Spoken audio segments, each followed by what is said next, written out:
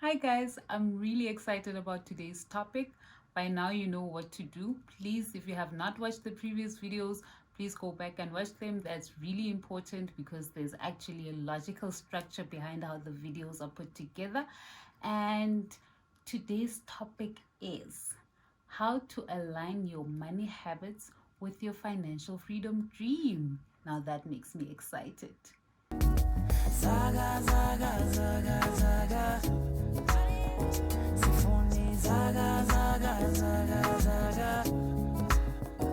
Okay, so now I have questions before we go into aligning our money habits with our financial dreams. How many times have you gone into a shop for one thing and came out with 10 other things that you did not intend on buying, but because they were on sale or you saw them and liked them, you bought them? How many times has that happened? A few times? Yep, more than a few times. Probably always, because you operate from your subconscious mind, right? So if that's how you do shopping, that means that's how you've always done shopping, right? Or you've tried one or two times to write down a list that didn't work out and you defaulted back to your original self.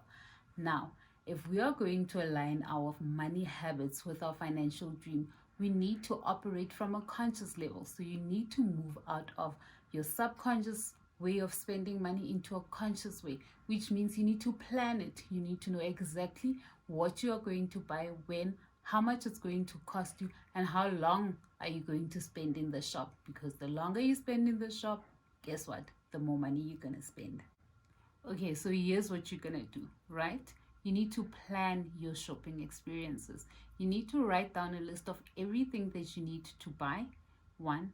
Two, you need to go to the store with that exact amount of money.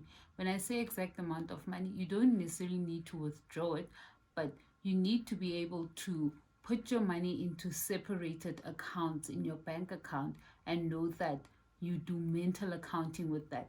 So some of your money is for your savings, some of your money is for your groceries, some of your money is for paying off debts, some of your money is for debit orders, and move it into different pockets like that so that you can move into one account only the exact amount of money you are going to need for your shopping experience, right? So that's one thing, because you don't fail in the shop when you go shopping. That's not where you fail with spending your money recklessly. You fail at home when you don't plan, when you don't have a budget. Yes, I said budget. I know everybody's told you to budget and it's boring because some of the reasons that I've come across is one, I never stick to my budget, so why must I do it? Two, I budget, but I don't want to be controlled with my money. I work hard for it. Three, I budget when I want something really nice. So I'll save up for a really nice dress that I want. I'll save up for a PlayStation that I want or whatever. So that's my way of budgeting. That's not how it works.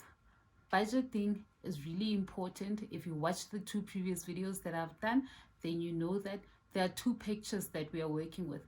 The picture of where your money habits come from and how you created them, and the picture of your financial freedom dream. So how are we going to get there?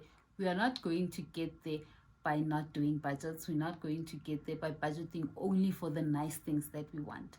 You need to keep an account of how much money is coming in every month and where is that money going. You can only do that with a budget. So very important, you need to budget.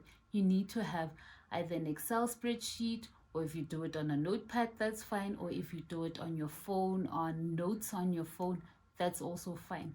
But for every single month, you need to have a budget. And here's a spanner in the works. If you earn the same amount of money every single month, like there's no change, and this is a salary, it's a fixed income, then you should actually have your budget planned out for the whole entire year. Yes, the whole year. The whole year. 365 days of the year. All 12 months that come in, that's how long you need to have your budget started for, right? So that you don't get lazy to do it. You don't find ways to say that I never stick to my budget, so I'm not going to do it anyway. Sticking to your budget will only happen when you have a budget to stick to in the first place. So, here are 5 tips you can use in order to align your picture of financial freedom with your money spending habits. 1. Be very realistic with your budget and review it always. What I mean when I say be very realistic with your budget is if you've never saved, you cannot want to start at saving 50% of your income because you are setting yourself up for failure. The most important thing is being consistent more than going big. So be consistent, then you can go big once you have the habit in place. 2, limit your trips to the shops, right? So how you can do that is designate specific days in which you go shopping. So instead of going to the shops at any time, all the time, find days in which you make it fun and exciting for yourself to say that, okay, once a week, I'm going to go shopping. And remember, plan that shopping experience. 3, know your needs versus your wants. If I were to ask you to do an audit of your year's bank statements, so for a whole year of, let's say 2019, right? You go back and you see where all your money went. So you go and sit there with a highlighter and see where all the money you spent went. What would you find? Would you find that your money went to your needs, or you find that your money actually went to your wants? Think about it. So know what you want versus what you need. 4, be very honest with yourself about your bad habits, right? So one lady I know, what she does is she knows she cannot avoid sales. So she cannot walk into a shop and not buy an item that is on sale. So when month end comes, she sends her daughter with a shopping list because she says that if I send my daughter, she's going to come back with everything that's on the list and nothing more. But if I go myself, then I know I'm going to spend extra money that I didn't need to spend. So be very aware of your bad habits and find measures that you can put in place to limit them. And then 5, now, last but not least, try and increase your income and reduce your debt as your income increases. Now, a lot of the times what people do is that the ratio is exactly the same. As the income increases, the debt increases. So try and increase your income and reduce your debt so that you can align that money habit with your picture of financial freedom.